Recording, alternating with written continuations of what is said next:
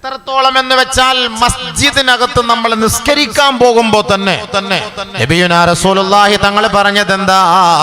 ഓടി നിങ്ങൾ മസ്ജിദിനകത്തേക്ക് പോയി നമസ്കരിക്കാൻ കൈകെട്ടരുതേ. ഇദാ അതൈതുമുസ് സ്വലാത വഅലൈക്കും ബിസ്സകീന, നിങ്ങൾ നമസ്കരിക്കാൻ വേണ്ടി പോയാൽ മാന്യമായി അദബോടെ മര്യാദയോടെ ഭവ്യതയോടെ പോകണേ.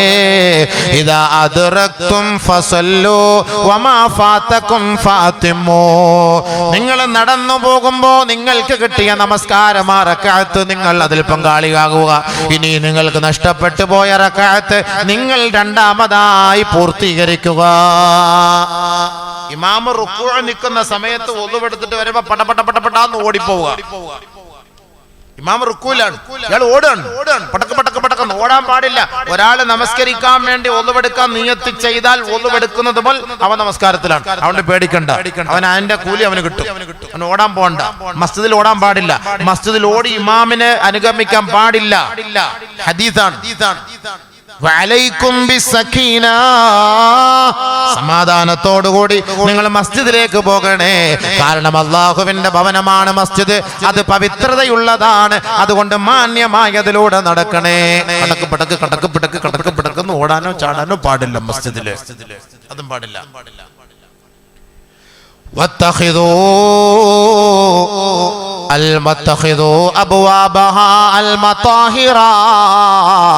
ആ മസ്ജിദും പരിസരവും നിങ്ങൾ വൃത്തിയായി സൂക്ഷിക്കണേ. വെള്ളിയാഴ്ച രാവിലും അതിന്റെ പകലിലും നിങ്ങൾ ബഖൂർ പുകയ്ക്കണേ, സാമ്പ്രാണി പുകയ്ക്കണേ. നബിയുനാ റസൂലുള്ളാഹി പള്ളിയിൽ ഓരോ പള്ളിയിൽ കയറി നാറ്റം അടിക്കും സംഭവം. ഈ മുസല്ലയിൽ ചവിട്ടി ഒതുവെടുത്തിട്ട് ചവിട്ടി ആ നാറ്റം. ഏത് പള്ളിയിലെ അബിവേ ഊത് പോയിക്കുന്നത്? പള്ളിയിൽ ഊത് പോയിക്കണ്ടേ? ഇല്ല, പെണ്ണിന്റെ കുറെ ചാമ്പ്രാണി തിരി കൊണ്ട് കത്തിച്ചു കൊണ്ട് വെക്കും, ചാണാത്തി മുഖ്യ സാധനം. അതുകൊണ്ട് ആ ഒരു സൈക്കിൾ തിരി ഉണ്ടോ അവളിങ്ങനെ ഇരിക്കുന്നതാണ്, അവളെയും കണ്ടോണ്ടോ അല്ലാഹു അക്ബർ, അവിടെ മയ്യത്ത് നിസ്കാരവാ. എന്നിട്ട് കത്തിച്ചിട്ട് ആ തിരി അവിടെ കൊണ്ടുവയ്ക്കും, ആ പള്ളിയുടെ ജനലിന്റെ സൈഡിൽ കൊണ്ടുവയ്ക്കും. നമ്മൾ അല്ലാഹു അക്ബർ എന്ന് കൈകെട്ടുമ്പോ അവളുടെ മോന്തയിലോട്ടാ നോക്കുക. ഇതാണ് ഇന്ന് കത്തിച്ചു വെക്കുന്നത്. നല്ല ഊത് വാങ്ങി കത്തിക്ക്. ഗൾഫ് നാട്ടിൽ അറബികൾ കണ്ടില്ല കത്തിക്കുന്നത്. നല്ല ഊത് വാങ്ങിച്ച് കത്തിക്ക്. അതിന്റെ ഉപകരണങ്ങളൊക്കെ കിട്ടുമല്ലോ, നിങ്ങൾ വാങ്ങിക്കൊട്. പള്ളികൾ നല്ല മണം വരട്ടെ, അത്ര വാങ്ങി വെക്ക്. നിസ്കരിക്കുന്നവർ അത് പെരട്ടെ. നിങ്ങൾ വെള്ള വസ്ത്രം ധരിക്കണേ. വെള്ള വസ്ത്രം ധരിച്ച് നിങ്ങൾ നമസ്കരിക്കാൻ പോകണേ. യാ ബനീ ആദമ ഖുദൂ സീനതകും ഇൻദ കുല്ലി മസ്ജിദ്, നിങ്ങളുടെ ഓരോ നമസ്കാര വേളകളിലും നിങ്ങൾ ശുദ്ധിയുള്ള വെടിപ്പുള്ള വസ്ത്രം ധരിക്കണേ ആദമിന്റെ മക്കളെ. രാത്രി കിടന്ന് 3 പ്രാവശ്യം മൂത്രമൊഴിച്ച കൈലി കൊടുത്തോണ്ടാ സുബഹിസ്കരിക്കാൻ പള്ളിയിൽ പോകുന്നത് ആണമില്ലാത്ത മനുഷ്യൻ. ഈ കയ്യിൽ കൊടുത്തിട്ട് രാത്രി 2 പ്രാവശ്യം ബാത്റൂമിൽ പോയി എന്തായാലും ഒരു ഡ്രോപ്പ് ഒരു തുള്ളിയൊക്കെ ആയി കാണുമല്ലോ. ഏത് കൊടുത്തിട്ട് പള്ളിക്ക് പോകാന്ന് പറഞ്ഞാൽ പിന്നെ രാവിലെ അവന് മുണ്ട് മാറാൻ എന്താ എത്ര ബുദ്ധിമുട്ട്? മുണ്ട് മാറിട്ട് വെള്ള ഡ്രസ്സ് എടുത്തിട്ട് പള്ളിയിൽ അത്രയൊക്കെ പൂശിട്ട് ഇങ്ങനെ പോകണം. ഒന്നുവെടുത്ത് വീട്ടിൽ നിന്ന് ഒന്നുകൊടുത്തിട്ട് പോകണം. അവന്റെ പോകുന്ന വഴിയിലൊക്കെ മലക്കുകൾ അവന്റെ സഹായമാണ്. ഓരോ ചുവടുവെപ്പിനും കൂലി കൂടുതലാണ്. ഇത് മസ്ജിദിലാവുമ്പോ സഹോദരിമാരെ, നിങ്ങൾക്ക് നിങ്ങളുടെ നിസ്കാരത്തിനുള്ള അറയിലേക്കാണ് ഇതിന്റെ മൊത്തം മസല. നിങ്ങൾ മനസ്സിലാക്കണം. ഞങ്ങളിപ്പോ വിചാരിക്കും ഞങ്ങൾക്കിപ്പോ പള്ളിയിൽ പോകണോ അതോ ഞങ്ങൾ വീട്ടിനകത്ത് നിസ്കരിക്കാൻ നിങ്ങൾക്കൊരു പ്രത്യേകമായ സ്ഥലം. ആയിഷ റളിയല്ലാഹു തആല അൻഹ റിപ്പോർട്ട് ചെയ്യുന്ന ഹദീസിൽ ആയിഷ ബീവി പറയുകയാണ്, അമറനാ റസൂലുള്ളാഹി സ്വല്ലല്ലാഹു അലൈഹി വസല്ലം അൻ നത്തഖിദൽ മസാജിദ ഫിദ്ദുവരി വ അൻ തുതയ്യബാ വ തുനല്ലഫാ. ആയിഷ ബീവി പറയുകയാണ്, നബിയുനാ റസൂലുള്ളാഹി സ്വല്ലല്ലാഹു അലൈഹി വസല്ലം തങ്ങൾ ഞങ്ങൾക്ക് വീടുകളിൽ ഒരു പള്ളി നിർമ്മിക്കാൻ നബി തങ്ങൾ ഞങ്ങളോട് പറഞ്ഞു. ആ പള്ളിയും പരിസരവും വൃത്തിയായി വെടിപ്പായി സൂക്ഷിക്കാനും ഹബീബായ തങ്ങൾ ഞങ്ങളോട് കൽപ്പിച്ചു. എന്ന് പറഞ്ഞാൽ വീട്ടിനകത്ത് നിങ്ങൾ വലിയൊരു ഖുബ്ബയൊക്കെ ഉണ്ടാക്കി പള്ളി ഉണ്ടാക്കണമെന്നല്ല സഹോദരിമാരെ. നമസ്കരിക്കാൻ നിങ്ങൾക്ക് വേണ്ടി ഒരു നമസ്കാര മുറി ഉണ്ടാക്കണേ. അതാണ് പറഞ്ഞതിന്റെ ആശയം. നമസ്കാര മുറി അത് വൃത്തിയായി സൂക്ഷിച്ചു വെക്കണം. നിസ്കാര മുറിയൊക്കെ ഉണ്ടാക്കിയിട്ടുണ്ട് പല വീടുകളിൽ. ഇപ്പൊ അതൊക്കെ ഗോഡൌൺ ആക്കി മാറ്റി. കാരണം എന്താ? നിസ്കരിക്കാൻ ആളില്ല. ഗോഡൌൺ ആക്കി മാറ്റി. ഞാൻ പല വീടുകളിലും പോയിട്ടുണ്ടല്ലോ ഭക്ഷണം കഴിക്കാനൊക്കെ. ചെറിയൊരു റൂം ഇങ്ങനെ കർട്ടൻ ഇട്ട് അടിച്ചിട്ട് എന്താ അത് നിസ്കാര റൂമായിരുന്നു ഉസ്താദ്. ഇപ്പൊ അങ്ങനെ അതങ്ങനെ ഉപയോഗിക്കാറില്ല. അതൊക്കെ നോക്കുമ്പോൾ പൊക്കി നോക്കുമ്പോൾ പഴയ ബർമൂട അടിയാധാരമൊക്കെ അതിനകത്ത് ഇരിപ്പുണ്ട്.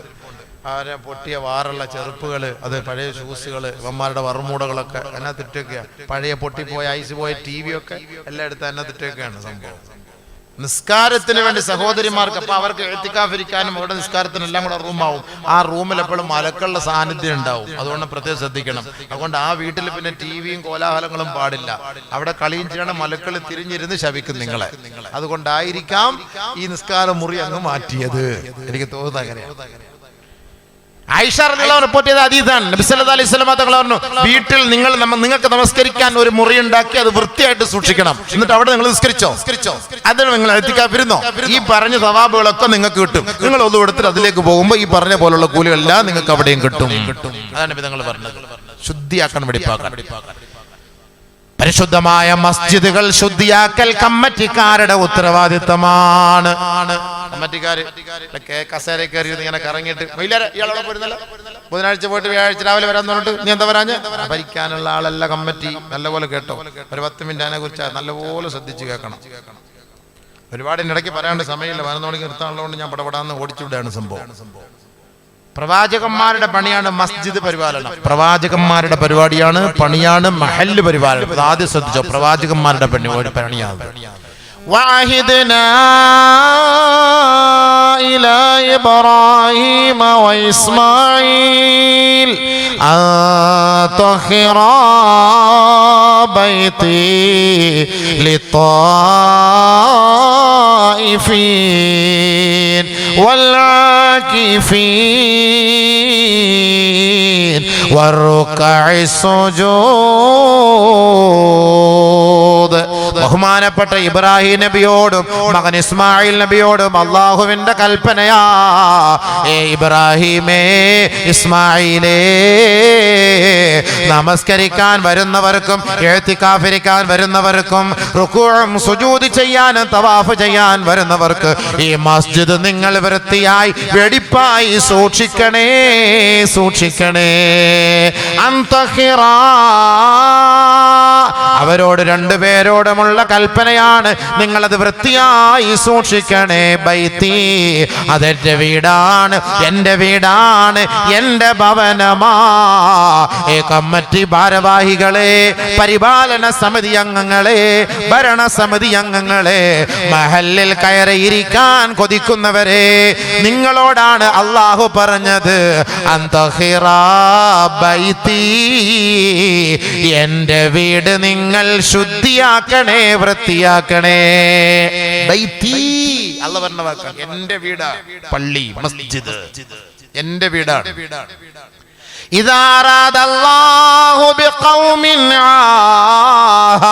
അല്ലാഹു ഒരു സമൂഹത്തിൽ ഒരു നാശം വിതയ്ക്കാൻ തീരുമാനിച്ചാൽ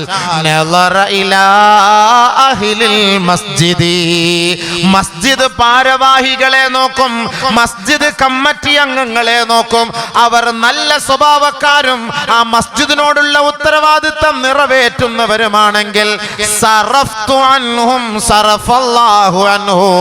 അവരിൽ നിന്നും ആ നാട്ടിൽ നിന്നും അല്ലാഹു ഇറക്കാൻ നിശ്ചയിച്ച ശിക്ഷ അല്ലാഹു ഒഴിവാക്കി കളയുമത്രേ. അല്ലാഹു തആല ഒരു നാട്ടിൽ ശിക്ഷ ഇറക്കാൻ തീരുമാനിക്കുമ്പോൾ ആദ്യം അല്ലാഹു നോക്കുന്നത് അള്ളാന്റെ വീട്ടില് പരിപാലന സമിതി അംഗങ്ങൾ എങ്ങനെയുണ്ട് അതാ നോക്കുക. അതാണ് അല്ലാഹു നോക്കുന്നത്. തമ്മിൽ അടിയാണ്, കസേരയ്ക്ക് വേണ്ടി കടിച്ചു കീറാണ്, പരസ്പരം പാരവെപ്പാണ്, കുതിങ്കാല് വെട്ടാണ്, അപ്പുറത്തും ഇപ്പുറത്തും ഒക്കെ പാരയാണ്, തള്ളലാണ്, പുഷിംഗ് ആണ്, പുള്ളിംഗ് ആണ്. ഇതൊക്കെയാണെന്ന് മനസ്സിലാക്കിയാൽ ആ നാട്ടിൽ അള്ളാന്റെ ശിക്ഷ ഇറങ്ങും. ആ നാട്ടിൽ അള്ളാന്റെ ശിക്ഷ ഇറങ്ങുന്നത് ഏറ്റവും വലിയ തെളിവാണ് നമ്മളിപ്പോ കടന്നു ഓടുന്നത്. എല്ലാ പള്ളികളിലും ആളുകളിലും പ്രശ്നങ്ങളാണ്.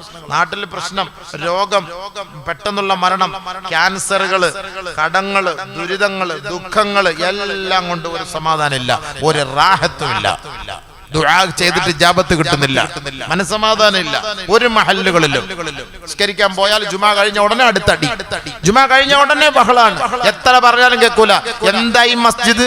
ഈ മസ്ജിദ് ആരുടേതാണ്? ഈ മസ്ജിദിന്റെ പവിത്രത മനസ്സിലാക്കുന്ന ഒരു വ്യക്തി ഈ മസ്ജിദിൽ വന്നിട്ട് വഴക്കുണ്ടാക്കുവോ? അതിന് യോഗ്യരായവരെ പിടിച്ച് പള്ളിക്കകത്ത് കയറ്റിയിരുത്ത്, അയോഗ്യരായവരെ കയറ്റിയിരുത്തിട്ടല്ല ഈ പ്രശ്നങ്ങൾ മൊത്തം ഉണ്ടാക്കുന്നത്. നമ്മൾ മനസ്സിലാക്കണം ആരായിരിക്കണം, ആരാണ് യോഗ്യൻ, ആരാണ് അയോഗ്യൻ. പരിശുദ്ധമായ ഖുർആനിൽ അല്ലാഹു റബ്ബുൽ ഇസ്സത്ത് പറയുകയാണ്, മാ കാന ലിൽ മുശ്രികീൻ അയഅ്മുറൂ മസാജിദല്ലാഹ് ഷാഹിദീന അലാ അൻഫുസിഹിം ബിൽ കുഫ്ർ ഉലൈക ഹബിതത് അഅമാലുഹും വഫിന്നാരി ഹും ഖാലിദൂൻ.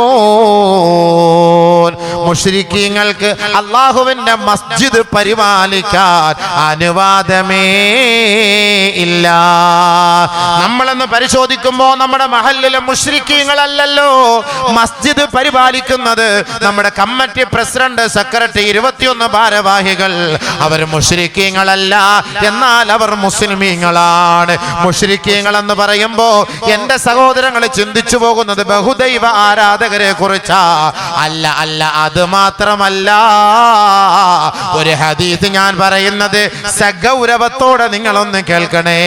ഹബീബുനാ റസൂലുള്ളാഹി തങ്ങൾ പറയുകയാണ്, മൻ ശരിബൽ ഖംറ ബിന്നഹാർ മാ വല്ല മുശ്രികാ വമൻ ശരിബൽ ഖംറ ബില്ലൈൽ ബാത മുശ്രികാ. ഒരു പള്ളി കമ്മിറ്റി അംഗം പകൽ സമയത്ത് അവൻ മദ്യപിച്ചാൽ അവൻ മുശ്രിക്കായി മാറി.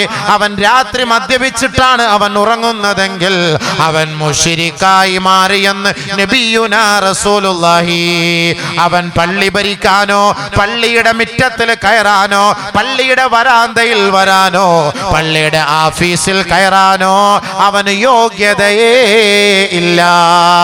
അവനെ ആരാണോ യോഗ്യതയുള്ളവനായി കണ്ടുപിടിച്ച് ആ പള്ളിക്കകത്തേക്ക് കയറ്റിവിടുന്നത് അത് ഖിയാമത്തിന്റെ അടയാളമായിരിക്കുമെന്ന് ഹബീബുനാ റസൂലുള്ളാഹി. മുശ്രിക്കെന്ന് പറഞ്ഞാല് ശങ്കുണ്ണിയും അയ്യപ്പനും ദേവദാസും ഒന്നുമല്ല. സുലൈമാൻ കാക്ക പള്ളിയുടെ മെമ്പറാ. അവൻ പോയിട്ട് ഒരു സ്കോച്ച് അടിച്ചു, വെള്ളം അടിച്ചു. അവൻ പള്ളിയുടെ മെമ്പറാണ്, ആ പള്ളിയുടെ കമ്മിറ്റിക്കാരനാണ്. അവൻ മുശ്രിക്ക് തന്നെയാണ്, യാതൊരു സംശയമില്ല, യാതൊരു സംശയമില്ല. ബക്കറ്റ് എടുക്കാൻ എന്താ പേടിയിരുന്നു? പള്ളി കമ്മിറ്റിക്കാരെ കുറിച്ച് പറയുമ്പോൾ ആരും പൈസ തരാതെ പോകുന്ന പേടിയാണോ? ഞാൻ തരാം പൈസ, സമാധാനപ്പെട്ടവിടെ പോയി. നിങ്ങൾ എഴുന്നേറ്റ് പോവോ? അങ്ങനെ പിന്നെന്ത് സമാധാനപ്പെടപ്പോ ബക്കറ്റ് അവർ നിറച്ചു തരും. നിങ്ങൾ സമാധാനപ്പെടുക. പറയട്ടെ വിഷയം. ഒരു ദിവസത്തെ പരിപാടിയല്ല, എന്നെ വിളിച്ച് ഇത്രയും ദൂരത്ത് കൊണ്ടുവന്നിട്ട് 2 കാര്യം പറയാതെ പിന്നെ എന്നാ പിന്നെ പറയേണ്ട ആവശ്യമില്ല. സബൂർ ബക്കറ്റൊക്കെ നിറയും അല്ലേ? പറയണ്ട, എന്താ ബക്കറ്റ് ഒരിക്കട്ടെ. നബി സല്ലല്ലാഹു അലൈഹി വസല്ലം തങ്ങൾ പറഞ്ഞെന്താ? അപ്പൊ ഒരു മുശ്രിക്ക് എന്ന് പറഞ്ഞാൽ എന്താ? പകല് സമയത്ത് ഒരാൾ വെള്ളം അടിച്ചാൽ, കഞ്ചാവ് കഴിച്ചാൽ അവൻ മുശ്രിക്കായി. 40 ദിവസം വരെ അവന്റെ ഒരു ഇബാദത്ത് അല്ലാഹു സ്വീകരിക്കൂല. 40 ദിവസം വരെ. മൻ ശരിബൽ ഖംറ അഅറദല്ലാഹു അൻഹു 40 ലൈല. ഒരാൾ മദ്യപിച്ചാൽ 40 ദിവസം അല്ലാഹു അവനിൽ നിന്ന് തിരിഞ്ഞു കളയുമത്രേ. മൻ ശരിബൽ ഖംറ നസഅല്ലാഹു മിൻ ഖുലൂബിഹിമുൽ ഈമാൻ. ആരെങ്കിലും മദ്യപിക്കുകയോ കഞ്ചാവ് കഴിക്കുകയോ ചെയ്താൽ അവന്റെ ഖൽബിൽ നിന്ന് അല്ലാഹു ഈമാൻ പറിച്ചു കളഞ്ഞു. ആ 40 ദിവസത്തിനുള്ളിൽ അവൻ മരിച്ചാൽ ഫഹുവ ഫിന്നാർ. അവൻ നരകത്തിന്റെ അവകാശിയാണ്, കാരണം ഈമാൻ ഇല്ലാത്തവനായി. നഊദു ബില്ലാഹി, അല്ലാഹു കാത്തുരക്ഷിക്കട്ടെ. ചിന്തിക്കണം. പള്ളി കമ്മിറ്റി അംഗങ്ങളിൽ വെള്ളമടിച്ചവനെ, പലിശക്കാരനെ, ലോട്ടറി കച്ചവടക്കാരനുണ്ടെങ്കിൽ പിന്നെ അവനെ കൊണ്ടെന്താ ഫായിദ? മസ്ജിദിൽ ബർക്കത്ത് ഉണ്ടാവില്ലല്ലോ. നിസ്കാരം ഇല്ലാത്തവൻ മസ്ജിദിൽ വന്നാൽ, നിസ്കാരം ഇല്ലാത്തവൻ ശാഫി മദ്ഹബ് അനുസരിച്ച് മന്ദറക്ക സലാത്ത ഫഖദ് കഫറ, അവൻ മുശ്രിക്കാണെന്നാണ്. പിന്നെ അല്ലാതെ നിസ്കാരം ഇല്ലാത്തവൻ പിന്നെ കാഫിറെന്ന് പിന്നെ പറഞ്ഞ വാക്കത്. നിസ്കാരം ഇല്ലാത്തവൻ പിന്നെ മസ്ജിദിന്റെ ഉത്തരവാദിത്തം വഹിക്കാൻ പറ്റുമോ? ആരാ മസ്ജിദിന്റെ ഉത്തരവാദിത്തം വഹിക്കേണ്ടത്? ആരാണ്? ആരെ കയറ്റി ഇരുത്തണം? ഈ മസ്ജിദിൽ അർഹനായവരെ കയറ്റി ഇരുത്താത്ത നിങ്ങൾക്കും അള്ളാന്റെ ഭാഗത്ത് നേടിയാണ്. അതോർത്തോ? നിങ്ങൾ വിചാരിക്കും നമ്മൾ വാല് കേൾക്കുന്ന നിങ്ങള്, വോട്ട് ചെയ്യുന്ന നിങ്ങൾ ഇവരെ കയറ്റിയിരുത്തുന്നു, അവര് നിസ്കാരമില്ല. ഇവര് നിസ്കാരം ഇല്ലെങ്കിൽ നിങ്ങൾക്ക് വെടി കിട്ടും. കാരണം ഒരു അതിഥി ഞാൻ പറഞ്ഞുതരാം.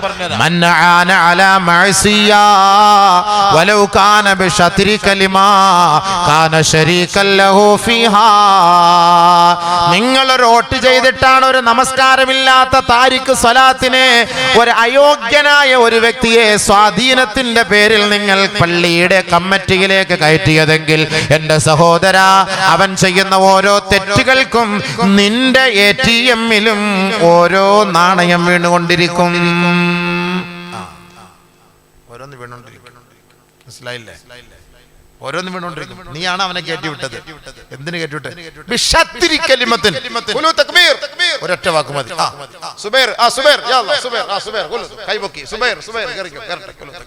നോക്കുമ്പോ സുബൈർ ചിട്ടി കച്ചവടക്കാരനാണ്, പലിശ കച്ചവടക്കാരനാണ്, അല്ലെങ്കിൽ കവറുപാൽ കച്ചവടം, മറ്റേ ഐറ്റം കച്ചവടം. കവറുപാൽ സാധാ കവറുപാലല്ല, മറ്റേത് കിറുക്കം വരുന്ന കവറുപാൽ കച്ചവടം. എന്റെ കച്ചവടക്കാരാണ്. എല്ലാവരും തക്ബീർ വിളിച്ചു, കൈപൊക്കി, യാ അല്ലാഹ് കയറ്റിയിരുത്തി. കമ്മിറ്റിയിൽ കയറി ഇരുത്തിയതിന്റെ ഉത്തരവാദിത്വം ഈ കൈപൊക്കിയവന്മാർക്കെല്ലാം നാളെ അല്ലാഹുവിന്റെ കോടതിയിലുണ്ട്. ഞാൻ ചെയ്തിട്ടില്ല, ഞാൻ കട്ടുവാരിയിട്ടില്ല, ഞാൻ മുടിച്ചിട്ടില്ല, ഞാനൊന്നും ചെയ്തിട്ടില്ല. നീ ചെയ്തിട്ടില്ല, നീ കൈപൊക്കിയത് കൊണ്ടാണ് അവൻ അവിടെ കയറിയത്. നീ എന്തിനു കൈപൊക്കാൻ പോയി? നീ കൈപൊക്കിയത് കൊണ്ട് അവിടെ കയറി. ഒരു ചെറിയ ഒരു വാക്ക് കൊണ്ട് ഒരാൾക്ക് ഒരു തെറ്റിലേക്ക് നീ പ്രചോദനം നൽകിയാൽ, നബിയുനാ റസൂലുള്ളാഹി സ്വല്ലല്ലാഹു അലൈഹി വസല്ലമ തങ്ങൾ പറയുകയാണ്, ഇദാ ളുയ്യത്തിൽ അമാനതു ഫന്തളിരിസാ, അമാനത്ത് നഷ്ടപ്പെട്ടാൽ ഖിയാമത്ത് നാളിനെ നിങ്ങൾ പ്രതീക്ഷിക്കണേ. ഖീല യാ റസൂലല്ലാഹ്, അല്ലാഹുവിന്റെ റസൂലേ, വമാ ഇളാഅതുഹാ, ആ അടയാളം എന്താണ്? എങ്ങനെയാണ് അമാനത്ത് നഷ്ടപ്പെടുത്തുക നബിയേ? ഉടനെ അല്ലാഹുവിന്റെ റസൂൽ മറുപടി പറയുകയാണ്, ഇദാ ഉസ്സിദൽ അംറു ഇലാ ഗൈരി അഹ്ലി ഫന്തളിരിസാ, അനർഹനെ അധികാരത്തിന്റെ കസേരയിലേക്ക് കയറാൻ നിങ്ങൾ ശ്രമിച്ചോ, അതിനു വേണ്ടി പരിശ്രമിച്ചോ, ഖിയാമത്തിനെ നിങ്ങൾ പ്രതീക്ഷിച്ചു കൊള്ളുക. അടയാളം ഇപ്പൊ കണ്ടുകൊണ്ടിരിക്കുന്ന അനർഹന്മാർ അധികാരത്തിൽ കയറി, അത് പള്ളിയിലായാലും മസ്ജിദിലായാലും കേന്ദ്രത്തിലായാലും കേരളത്തിലായാലും എവിടെയായാലും, പഞ്ചായത്തിലായാലും മുനിസിപ്പാലിറ്റി ആയാലും വാർഡിലായാലും എവിടെയായാലും അനർഹൻ അധികാരത്തിൽ കയറി കഴിഞ്ഞാൽ അള്ളാന്റെ ശിക്ഷ ഇറങ്ങും. 6 കാര്യങ്ങൾ വരുന്നതിന് മുമ്പ് അള്ളാഹുവിലേക്ക് നിങ്ങൾ അടുക്കണേ. അതിലൊന്നാമത് നബി തങ്ങൾ പറഞ്ഞു, ഇമാറത്ത സുഫഹാ, വിഡ്ഢികൾ ഭരിക്കുന്ന ഒരു കാലം വരുന്നതിന് മുമ്പ് അള്ളാഹുവിലേക്ക് നിങ്ങൾ അടുത്തു വരേണമേ. ഇന്ന സയഅതി അലന്നാസി സനവാതുൻ ഖദ്ദാദ്, ഒരു കാലം എന്റെ സമൂഹത്തിന്റെ മേൽ സംജാതമാകുമത്രേ. ആ കാലഘട്ടത്തെ കുറിച്ച് അല്ലാഹുവിന്റെ റസൂൽ പറഞ്ഞു, വഞ്ചനയുടെയും ചതിയുടെയും കാലഘട്ടമായിരിക്കും അത്രേ. യുസദ്ദഖു ഫീഹൽ കാദിബു, കള്ളം പ്രചരിപ്പിക്കുന്നവനെയും കള്ളന്മാരെയും സത്യസന്ധന്മാരായി ചിത്രീകരിക്കപ്പെടുന്ന കാലഘട്ടമായിരിക്കും. വയുതമനു ഫീഹൽ ഖായിനു, ചതിയന്മാരെ വിശ്വസ്തനായി അംഗീകരിക്കപ്പെടുന്ന കാലഘട്ടമായിരിക്കും. വിശ്വസ്തന്മാരെ കള്ളന്മാരായി മുദ്ര കുത്തപ്പെടുന്ന കാലഘട്ടമായിരിക്കും അത്രേ. വയതകല്ലമു ഫീഹിം അർവൈബിളാ, ആ കാലഘട്ടത്തിൽ സമൂഹത്തിന്റെ പൊതുവായ കാര്യങ്ങൾ ചർച്ച ചെയ്യാൻ ഒരു സമൂഹം രംഗത്തേക്ക് കടന്നു വരുമത്രേ. ഖീല യാ റസൂലല്ലാഹ്, അല്ലാഹുവിന്റെ റസൂലിനോട് സഹാബത്ത് ചോദിക്കുകയാ, വമർ റുവൈബിളാ, റുവൈബിള എന്ന് പറഞ്ഞാൽ ആരാണ് നബിയേ? യതകല്ലമു ഫീ അംറിൽ ആമ്മാ മല്ലം യതകല്ലം ഖബ്ലു, ഇന്നേ വരെ പള്ളിയുടെ തിരുമുറ്റം പോലും കാണാത്തവൻ ഈ പള്ളിയുടെ മുഴുവൻ അംഗങ്ങളുടെയും ഉത്തരവാദിത്തം ഏറ്റെടുത്ത് അവരുടെ പൊതുവായ കാര്യങ്ങളെ ചർച്ച ചെയ്യാനും അവരുടെ കടിഞ്ഞാൻ പിടിക്കാനും കമ്മിറ്റി ഓഫീസിലെ കറക്ക് കസേരയിൽ കയറിയിരിക്കുന്നവൻ, അവനാണ് വഞ്ചകൻ എന്ന് നബിയുനാ റസൂലുള്ളാഹി. ആ കാലം വന്നാൽ അത് വഞ്ചനയുടെയും ചതിയുടെയും കാലമായിരിക്കും സഹാബാ. നബിയുനാ റസൂലുള്ളാഹി ഇന്ന് വരെ പള്ളിയുടെ മുറ്റം കണ്ടിട്ടില്ല. പള്ളിയുടെ മെഹ്റാബിന്റെ പെയിന്റ് എന്താന്ന് പോലും അവനറിയില്ല, ഒന്നും അറിയില്ല. അവൻ കയറി വരും പള്ളിയിൽ സംസാരിക്കാൻ. അവനായിരിക്കും പൊതുവായ കാര്യങ്ങൾ ചർച്ച ചെയ്യുന്നത്, ഈ സമൂഹത്തിന്റെ കാര്യങ്ങൾ മുഴുവൻ ചർച്ച. അപ്പൊ ചില നിനക്കെന്തടാ അവകാശം, നിസ്കരിക്കാത്ത നിനക്കെന്തടാ അവകാശം, നീ വരെ ഇന്ന് വരെ പള്ളി കണ്ടിട്ടുണ്ടാ? അപ്പൊ ചോദിക്കും, എന്റെ വാപ്പാടെ വകയാണോടാ പള്ളി, എന്റെ വാപ്പ തങ്ങവാടാ. ഇവൻ അങ്ങോട്ട് തുടങ്ങും, തിരിച്ചങ്ങോട്ട് ഇങ്ങോട്ട് അങ്ങോട്ട് ഇങ്ങോട്ട്. എന്തായി സംഭവം? നബിയുനാ റസൂലുള്ളാഹി തങ്ങൾ പറഞ്ഞു, ആ ഒരു കാലം അടിപിടി കടിപിടി അങ്ങനെ ഒരു കാലം വന്നാൽ അത് വഞ്ചനയുടെ കാലമായിരിക്കും. അന്ന് മസ്ജിദിൽ ശബ്ദങ്ങൾ ഉയർന്നു കേൾക്കാം.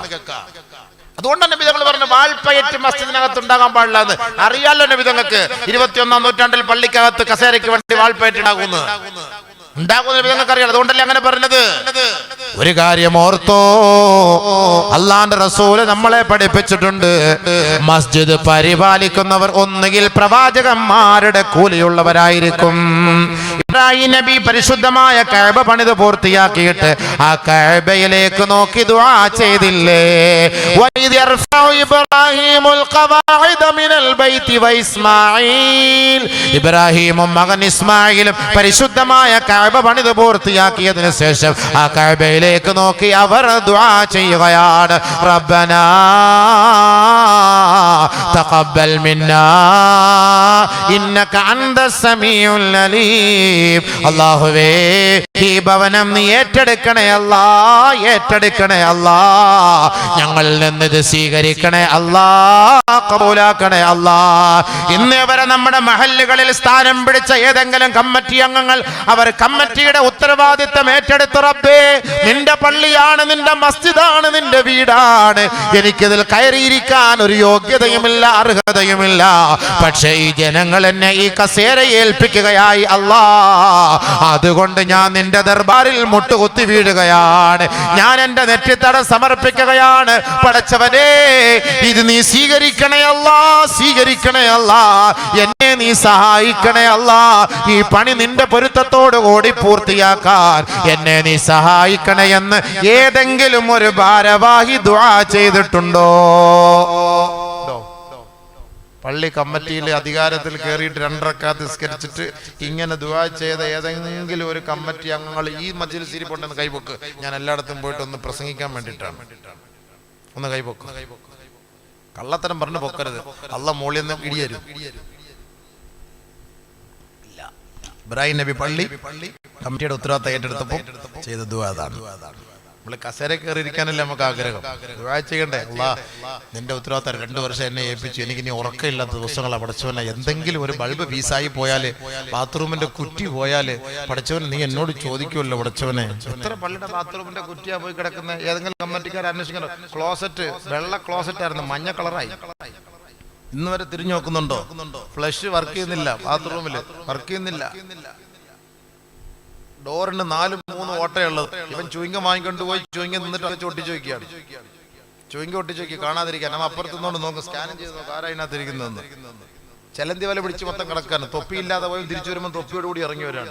മൊത്തം ആവരണം ചെയ്തിരിക്കുന്ന തൊപ്പിയാണ് സംഭവം. മൊത്തം ബാത്റൂമിന് കക്കൂസിന്റെ ബാത്റൂമിനകത്ത് നല്ലൊരു ബക്കറ്റ്, ഒരു ബക്കറ്റ് സോപ്പ് പൊടി മേടിച്ച ഫ്രീ ആയിട്ടൊരു ബക്കറ്റ് കിട്ടും. ആ ബക്കറ്റെല്ലാം മേടിച്ച് അതുമില്ല, ആർക്കും വേണ്ടാത്ത കരിയോയിൽ ബക്കറ്റ്, അതും കീറിയത് മൂടും പറഞ്ഞത് അതെല്ലാം കൂടെ കൊണ്ട് വള്ളിക്കകത്ത് വെച്ചിരിക്കുകയാണ്. വെള്ളം ഒഴിക്കുന്നതോറും അടി കൂടെ ഇങ്ങനെ ചോർന്നൊളിച്ചോണ്ടിരിക്കുകയാണ്, പൈപ്പ് ഓണാക്കുന്നതോറും ചോർന്നൊളിച്ചോണ്ടിരിക്കുകയാണ്. എന്നിട്ട് അതിനകത്തിരിക്കുന്ന മഗ് അത് 2ആയിട്ട് ഓപ്പറേഷൻ ചെയ്തത്, അതെടുക്കുമ്പോൾ പകുതി അങ്ങോട്ട് പകുതി ഇങ്ങോട്ട്, ബാക്കി നമ്മുടെ ഉള്ളിലേക്ക്. ഇത് നോക്കാൻ ഏതെങ്കിലും കമ്മിറ്റിക്കാരുണ്ടോ? ഇവനെ അള്ള വിടുവോ? ഇവനെ അള്ള വിടുവെന്നാണോ നിങ്ങളുടെ ലക്ഷ്യം? മസ്ജിദ് തഹിറ, ശുദ്ധിയാക്കണം. പ്രസിഡന്റ് പോയിട്ട് ക്ലോസറ്റ് കഴിവ്, സെക്രട്ടറി പോയിട്ട് ക്ലോസറ്റ് കഴിവ്, 21 കമ്മിറ്റി അംഗങ്ങൾ പോയിട്ട് ബാത്റൂം കഴുകി കാണിച്ചുകൂടെ മാതൃക. അല്ല കറക്കാസേരി ഇരുന്ന് കറങ്ങിട്ട് ലിസ്റ്റ് എടുത്തിട്ടുണ്ടല്ലോ, നാളെ മൂലത്തിൽ അള്ളാഹു കമ്പി കയറ്റും, മൂലത്തിൽ കമ്പി കയറ്റും. വെറുതെ പറഞ്ഞല്ല, ഹദീസ് ഞാൻ ഓതിയതാണ്. ഇദാ ജമഅല്ലാഹുൽ അവ്വലീന വൽ ആഖിരീൻ. നാളെ ആഖിറത്തിൽ എല്ലാ മനുഷ്യരെയും ഒരുമിച്ച് കൂട്ടപ്പെടുന്ന ദിവസത്തിൽ ലികുല്ലി ഖാദിരിൻ ലിവാഉൻ യൗമൽ ഖിയാമ. ഓരോ ഉത്തരവാദിത്തം ഏറ്റെടുത്ത മനുഷ്യ അവന്റെ 13 വർഷത്തിന്റെ കാലയളവിൽ, 3 വർഷത്തിന്റെ കാലയളവിൽ, 10 വർഷത്തിന്റെ കാലയളവിൽ, 5 വർഷത്തിന്റെ കാലയളവിൽ നിന്നെ കൊണ്ട് ഭരണീയർ അനുഭവിച്ച വേദനയും ദുഃഖത്തിന്റെയും പേരിൽ യുൻസബു ഇൻദസ്തിഹി, അല്ലാഹു അവർക്കൊരു കൊടി നാട്ടി കൊടുക്കുമത്രേ. ലികുല്ലി ഖാദിരിൻ ലിവാ, ഓരോ വഞ്ചകന്മാർക്കും കൊടി അല്ലാഹു കൊടുക്കുമത്രേ. ആ വഞ്ചനയുടെ ബിഖദിരി ഗദ്റതിഹി, അവന്റെ വഞ്ചനയുടെ തോതനുസരിച്ചാണ് 3 വർഷമാണ് അവൻ ഈ മസ്ജിദിന്റെ ഉത്തരവാദിത്വം വഹിച്ചുകൊണ്ട് ഈ സമുദായത്തെ വഞ്ചിച്ചതെങ്കിൽ ആ 3 വർഷത്തിന്റെ കൊടിയാണ് യുൻസബു ഇൻദസ്തിഹി, അവന്റെ മൂലത്തിലാണ് അത് തിരികെ കയറ്റുക. അവന്റെ പരിസരത്തുകൂടെ നടന്നു പോകുമ്പോ ഇവൻ ഈ മൂലത്തിലെ കൊടിയുമായിട്ട് കുത്തിപ്പിടിച്ച് വേദന കൊണ്ട് നിലവിളിക്കുമ്പോ ആളുകൾ ചോദിക്കും മൻ ഹാദാ, ആരാണിവൻ, ആരാണിവൻ? ഫയുഖാലു, പറയപ്പെടും ഹാദാ ഗദ്റത്തു ഫുലാൻ ഇബ്നു ഫുലാൻ, ഇന്ന പള്ളിയിലെ പൈസ അടിച്ചു മാറ്റിയവനാണ്, ഇന്ന മക്ബറയിലെ പൈസ അടിച്ചു മാറ്റിയവനാണ്, ഇന്ന മദ്രസയിലെ പൈസ അടിച്ചു മാറ്റിയവനാണ്, ഇന്ന ഉസ്താദിന്റെ പണം അടിച്ചു മാറ്റിയവനാണ്, ഇന്ന പൊതു ഖജനാവിലെ പണം അടിച്ചു മാറ്റിയവനാ എന്ന് അവന്റെ മുന്നിൽ ജനങ്ങൾ പറഞ്ഞുകൊണ്ട് അവനെ പരിഹസിച്ചു കൊണ്ടുപോകുമത്രേ. നടന്നോ? നൂരാൻ പറ്റൂല, ഭയങ്കരമായിട്ട് പൈപ്പ് അല്ല കയറ്റി വിടുന്നത്. നൂരാൻ പറ്റൂല സാധനം, കുനിച്ച് കൃത്യം അങ്ങോട്ട് കയറ്റി വിട്ടുകൊടുക്കും. യുൻസബു ഇൻദസ്തിഹി, അതിന്റെ മൂലത്തിൽ കയറ്റുന്ന അതീത അല്ലേ? വെറുതെ ആന്നോ? കർക്കസരെ കുറച്ച് നാള് നല്ല കുഷ്യൻ സീറ്റ് ഇരുന്നല്ലേ, കേറട്ടെ കേറട്ടെ അല്ല, ഇരുന്ന് സൂചിച്ചല്ലേ. ചിന്തിച്ചിട്ടുണ്ടോ മസ്ജിദിന്റെ കാര്യം? ചെലന്തിവല പിടിച്ചെടുക്കുന്നു. ആ കാർപ്പറ്റ് സുജൂദി പോകുന്നവൻ മൊത്തം അലർജിയായിട്ട് എഴുന്നേക്കുന്നത്. ഒരു കുഴപ്പമില്ലാത്ത സുജൂദിന് എഴുന്നേക്കുമ്പോ അള്ളാഹു അവിടെ തൂറി ഇവിടെയും തൂറി ആകെ നശിച്ച്. ഒരു വാക്വം ക്ലീനർ വാങ്ങിച്ചു കൊടുത്തൂടെ? ബൾബ് കത്താതെ എത്ര ദിവസമായി? ആ ക്ലോക്ക്, ഓരോ പള്ളിയിലും പോയി ക്ലോക്ക് നോക്കുക അബീവേ, എപ്പോഴും 11:25 ഉള്ളത്. ഒരു സമയത്ത് കൃത്യസമയമില്ല അതിനകത്ത്. എപ്പോ നോക്കിയാൽ ഒരു ബാറ്ററി വാങ്ങിയിടാൻ നിന്നെ കൊണ്ടാകുന്നില്ല. പിന്നെ ഇയാൾ എന്നാത്തിനാ അതിനകത്ത് കയറി ഇരിക്കുന്നത്? എന്തിനാ ഈ കമ്മിറ്റിയുടെ ഉത്തരവാദിത്തം? എന്തിനാ നിങ്ങൾ മഹലിൽ കെട്ടി ഇതിന് കടിപിടി കൂടുന്നത്? എന്തിനാ? പൈസ അടിച്ചു മാറ്റാൻ. അല്ല പിന്നെ വരന്ത് റോളിംഗ് ഈ 3 വർഷം കൊണ്ട് റോളിംഗ് നടക്കും. ഓർത്തോ, പള്ളിയിൽ ഖിദ്മത്ത് ചെയ്യുക എന്ന് പറഞ്ഞാൽ ഈമാനിക പവർ വേണം. ഈമാനിക പവർ ഇല്ലാത്തവൻ പള്ളിയിൽ ഖിദ്മത്ത് ചെയ്യാൻ പാടില്ല, പള്ളിയുടെ ഉത്തരവാദിത്തം വഹിക്കാൻ പാടില്ല. പള്ളിയിലെ ഇമാറത്തുൽ മസ്ജിദ്, പള്ളിയുടെ ഭരണത്തെക്കാളും നിങ്ങൾ ഇനി നാട്ടുകാർക്ക് ചാപ്പാട് കൊടുക്കുന്നവരാണ്. കമ്മിറ്റി ഞങ്ങൾ കഞ്ഞി വെച്ച് കൊടുക്കുന്നവരാണ്, സമൂസ കൊടുക്കുന്നവരാണ്, ഞങ്ങൾ നോമ്പ് കഞ്ഞി കൊടുക്കുന്നവരാണ്, നോമ്പ് തുറപ്പിക്കുന്നവരാണ്. ഇതൊന്നും പറഞ്ഞിട്ട് കാര്യമില്ല. ഇതിനേക്കാൾ ശ്രേഷ്ഠമാണ് ആദ്യം ഈമാൻ. അല്ലാഹയെ വിശ്വസിക്കണം, ആഖിറത്തെ വിശ്വസിക്കണം, ആ ഖബറിനെ വിശ്വസിക്കണം, നാളെ ഇതിനെക്കുറിച്ച് ചോദ്യം ഉണ്ടാകുമെന്ന് വിശ്വസിക്കണം. അങ്ങനെ വിശ്വാസമുള്ളവനായിരിക്കണം പള്ളിയുടെ ഉത്തരവാദിത്തം ഏറ്റെടുക്കേണ്ടത്. അല്ലാതെ ഞങ്ങൾ കുറെ സദഖകൾ ചെയ്യുന്നവരാണ്, നിസ്കരിക്കാൻ പറയുന്നവർക്ക് സൗകര്യങ്ങൾ ചെയ്തു കൊടുക്കുന്നവരാണ്, ഞങ്ങൾ നോമ്പ് തുറക്കാൻ പറയുന്നവർക്ക് കഞ്ഞി വെച്ച് കൊടുക്കുന്നവരാണ്, ഇറച്ചിച്ചോറ് വെച്ച് കൊടുക്കുന്നവരാണ്, എല്ലും കപ്പയും വെച്ച് കൊടുക്കുന്നവരാണ്, പൊറോട്ട ഉണ്ടാക്കി കൊടുക്കുന്നവരാണ്. നോ, ഇതൊന്നും പറഞ്ഞിട്ട് കാര്യമില്ല. ഒരു ആയത്ത് കേട്ടോ. أجعلتم سقاية الحاج وعمارة المسجد الحرام كمن آمن بالله واليوم الآخر وجاهد في سبيل الله